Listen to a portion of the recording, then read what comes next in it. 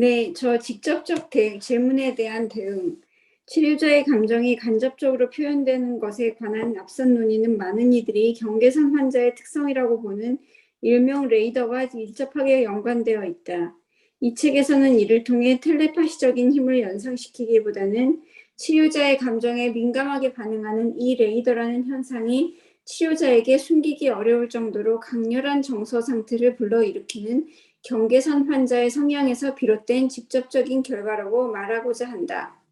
간단히 말해 레이더는 치료자의 정서적 상태가 담긴 무수한 비언어적 메시지에 대한 환자의 관찰을 기술하는 하나의 방식이다.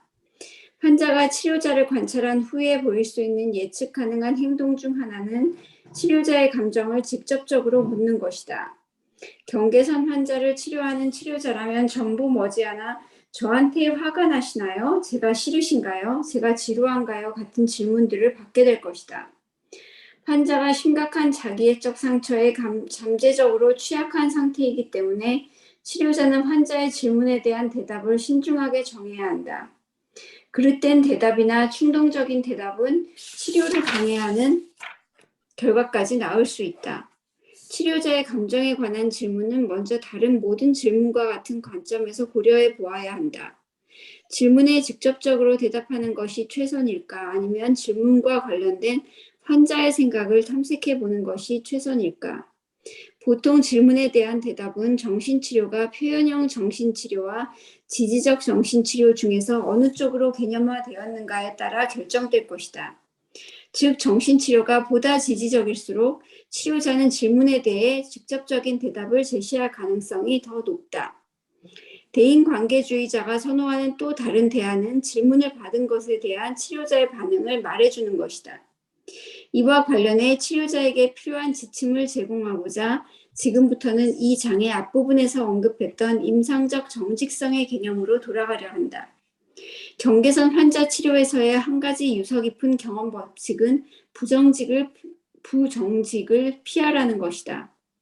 치료자가 환자에게 화가 났음에도 이를 부인할 경우 그런 대응은 기존의 어려운 상황을 더 심각하게 만들어버린다.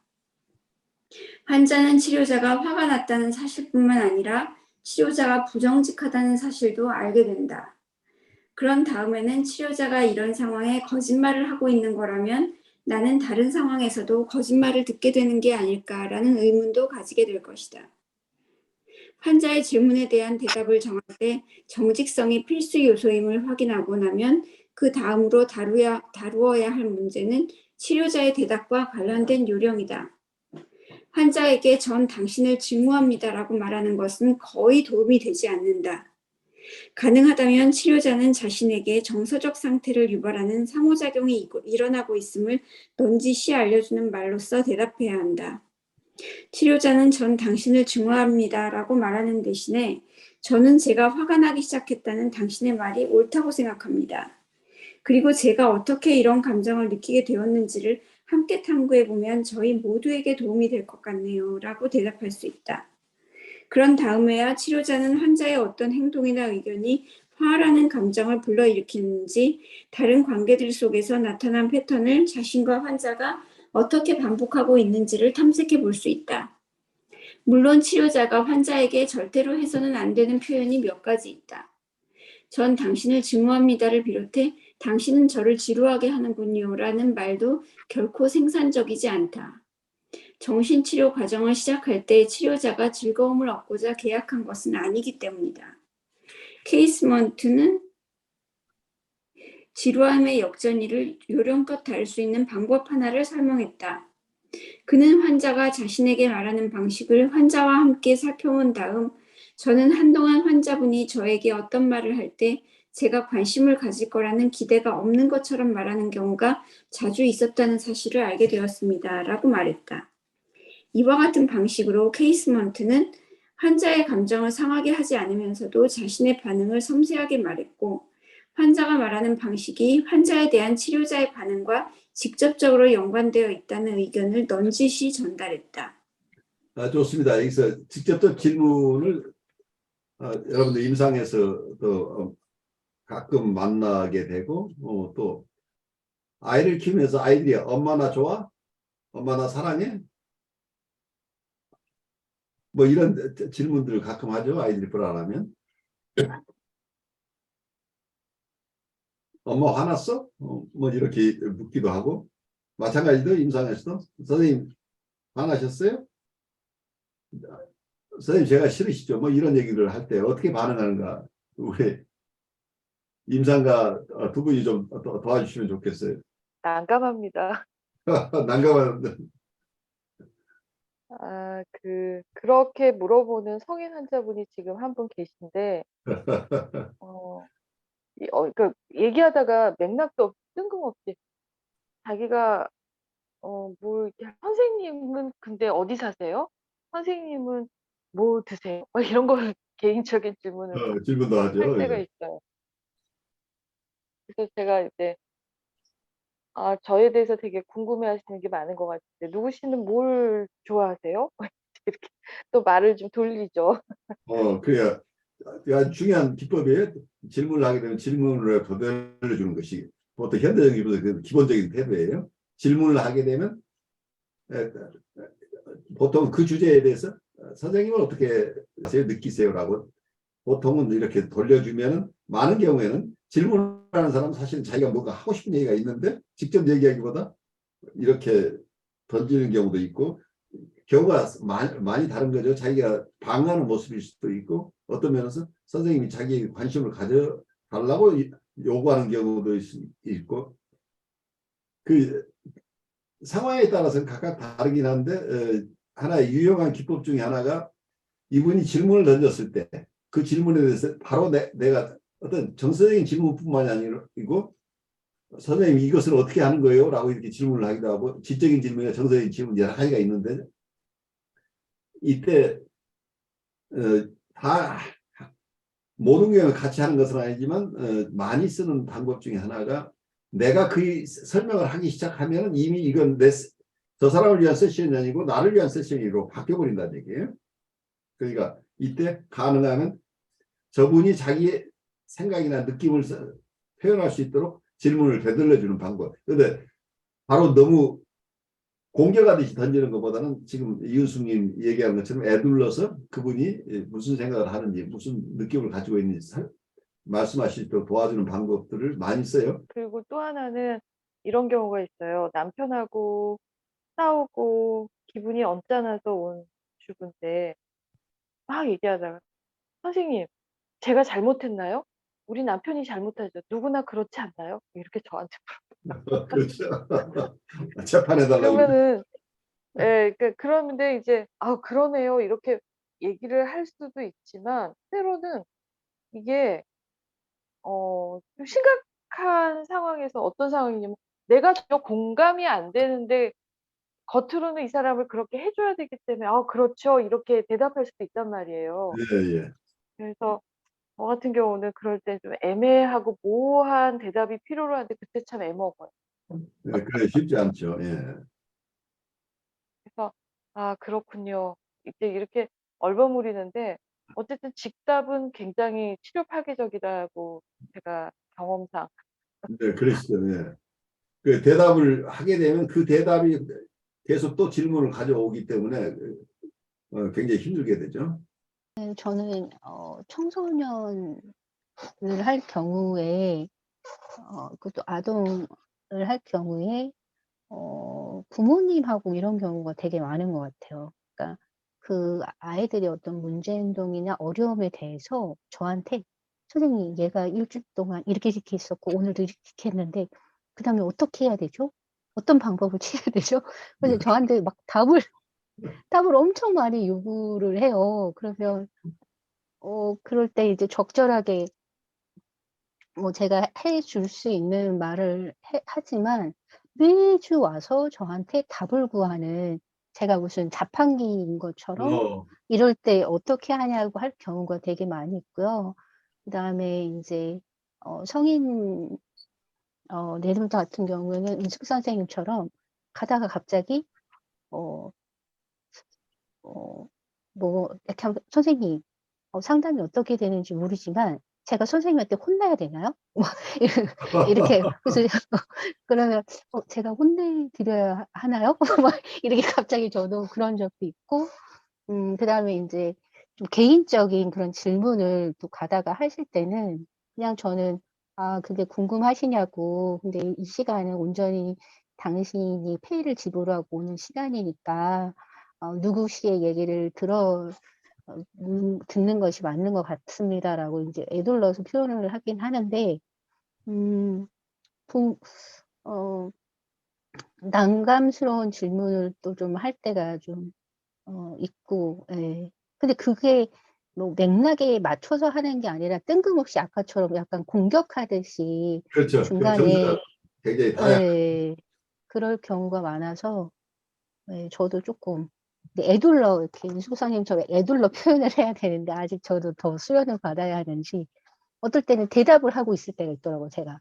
그래서 대답하면서 아, 나 이렇게 하면 안 되는데 이렇게 하면서 그렇죠. 이제 한두 마디 하고 나서 얘도 다시 하고, 네, 그런 경우가 많습니다. 그래요. 그러니까 어떨 때는 우리가 말려드는데 바로 통찰하고 거기서 스탑할 힘만 있으면 괜찮아요. 어차피 우리가 완벽하게 너무 잘하면 그분들도 더 어쩌면은 이질감을 느낄 수도 있죠. 우리도 실수하면서 가는 거죠. 자기 노출과 관련된 제약들을 요약하면서 이 책에서는 정신치료의 독특함이 치료자가 환자의 욕구를 다루기 위해 자신의 욕구를 제쳐두는 것에서 비롯되었다는 해리 스택 설리반의 견해를 강조하고자 한다. 환자에 대한 감정을 단순히 견디기 어렵다는 이유로 쏟아내버리는 것은 분명 정신치료를 오용하는 일이다. 그러나 제5장에서 언급하였듯이 모든 치료자는 환자가 자신에게 미치는 영향의 본질을 반영적으로 돌려주기 위해 노력하지 않고서는 더 이상 치료를 효과적으로 이끌어 나갈 수 없는 지점에 도달하게 될 것이다. 이러한 상태를 직접적으로 공유하는 것은 치료자와 환자가 만들어낸 공동의 산물과 치료적으로 유익한 전이 역전이 상현을 알아차리는 데 도움이 될 수 있다. 치료자의 자기 노출은 그 후 이어지는 환자의 연상과 이야기에 영향을 미칠 수도 있지만 강렬한 정서를 노출하지 못하는 것 또한 환자에게 영향을 미칠 것이다. 이와 관련해 제시할 수 있는 간단한 지침은 존재하지 않는다. 볼크는 다음과 같이 언급했다. 일반적인 경험 법칙들은 상호작용의 미묘함에 대한 감수성을 떨어뜨리고 치료자의 대응이 고정되어 있다거나 자동으로 조정되고 있다는 느낌을 불러일으키는 경향이 있다. 세심한 정신치료 과정에서는 자기 노출이 지속적으로 일어난다. 치료자가 마주하는 실제적인 문제는 감정을 어느 정도 표현해야 하는가와 어떤 의사소통 방식이 상처를 최소화할 수 있는 요령 있는 방식인가에 관한 것이다. 어쩌면 이 저자도 굉장히 어렵게 이 글을 쓰고 있어요.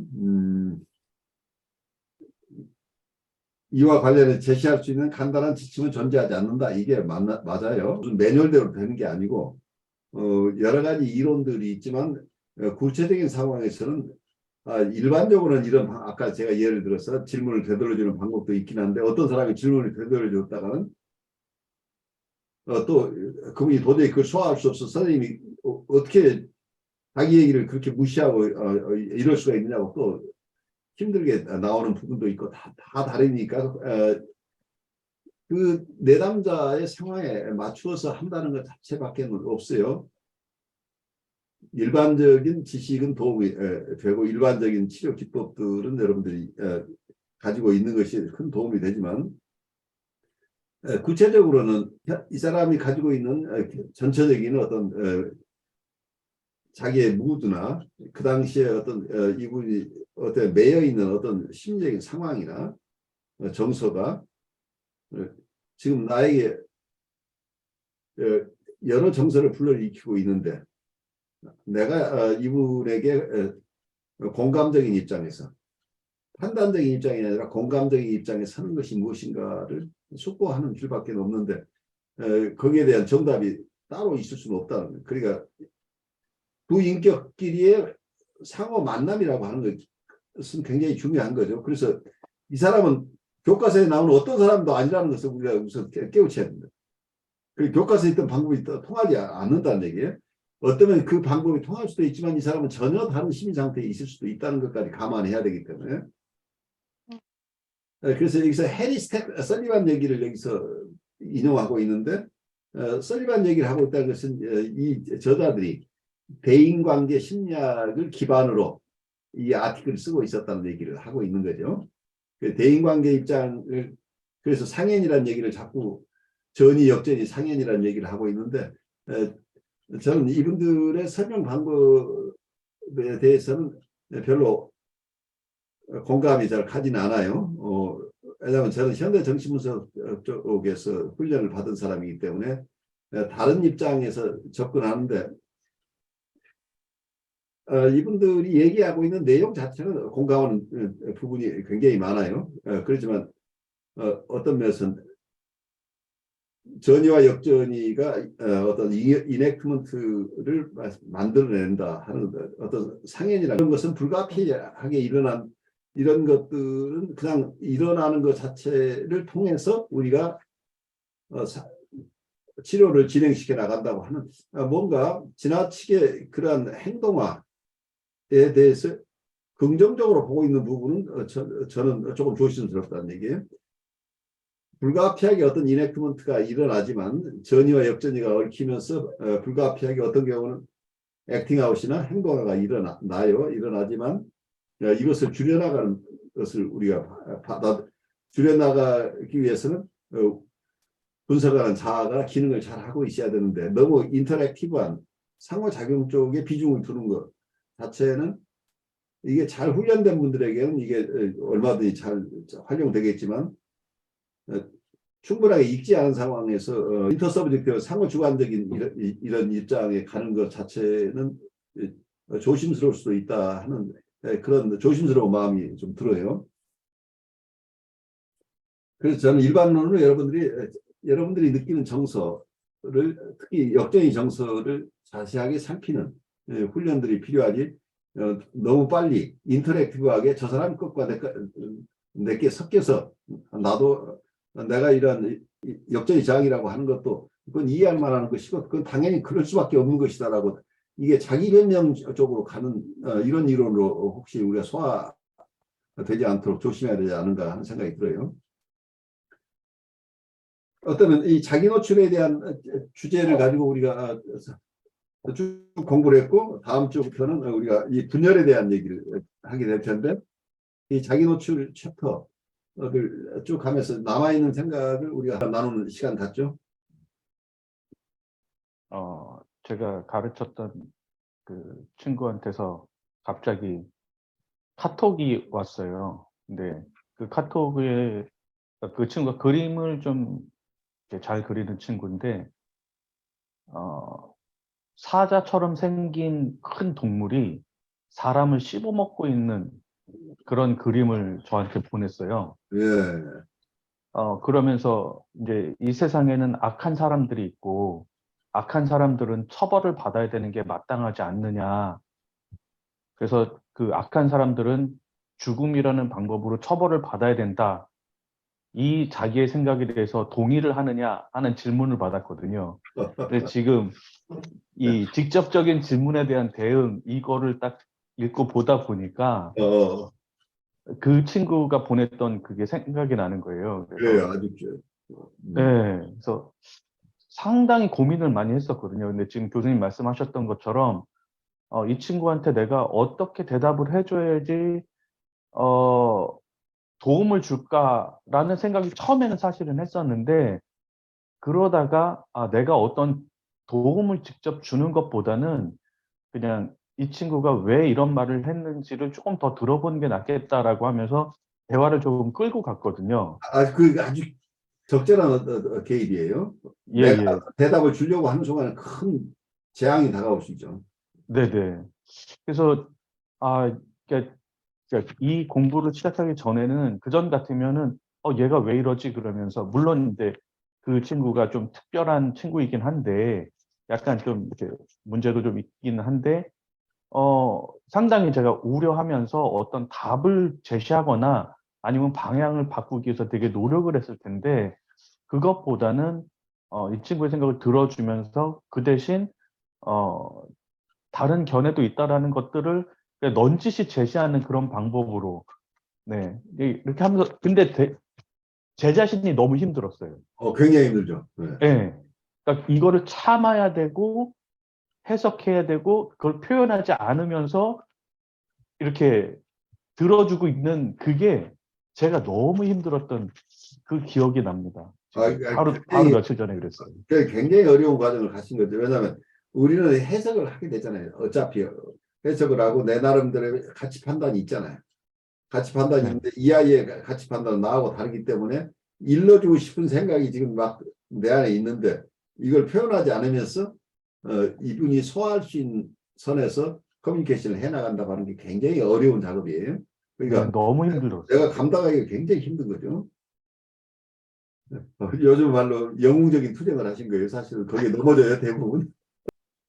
네, 저는 아까 그 내담자가 치료자한테 이제 개인적인 관심인 것처럼 어디 사세요? 라고 묻는다면 그 묻는 그 이면에 그 사람은 어떤 생각을 가지고 있을까? 또 이제 일반적으로 보면 이제 모르는 사람들 만나면 아우 저 어디 사세요? 저는 여기 살아요. 아 이런 차원의 접근은 안 되는 건가? 아니면 이런 차원의 접근이 너무 한국적인 건가? 보편적이진 않나? 뭐 이런 생각을 해봤고 어떤 경우에 만약에 대답을 안 해주면 저 사람이 뭔가 불신할 거리를 또 찾는 과거 대상의 어떤 그 불신을 재현하기 위해서 자꾸 그렇게 한다면 아주 자세하게 동호수 위치까지 살아온 기간 그 집을 장만하는데 돈을 지금 대출이 얼마 이런 얘기 힘들어 죽겠어요 뭐 이런 얘기까지 들어가면 또 어떻게 내담자가 반응할까 이런 생각을 한번 상상을 해봤습니다. 네, 그래요. 난감한 질문인데 해답은 없어요. 그런데 이제 제일 중요한 것은 내담자하고 상담자가 쓰는 시간이 상담자는 많은 시간을 쓰면 안 돼요. 그러니까 내 얘기를 많이 설명하려고 하는 것 자체가 유혹이에요. 왜냐하면 그 상담 세션은 내담자가 페이를 하고 자기를 돌보기 위해서 온 세션인데 내가 얘기가 길어지면 결국 내가 나를 내 안에 있는 것을 정리하는 이 시간으로 가버릴 가능성이 있어서 아주 조심스러운 거죠. 이 부분은 내 분석에서 해야 될 일이지 이 내담자가 어떤 거리를 줬다고 그래서 바로 거기서 그 장소를 그렇게 전환해버리면 안 된다는 얘기예요. 반성이 많이 되네요. 그게 이게 오늘도 그런 일이 있었는데 이게 환자의 불안과 저의 불안이 상호작용하니까 이게 제가 못 견디고 제가 말을 너무 많이 해요. 어, 차라리 떠드는 환자가 고마울 때가 있어요. 그렇죠.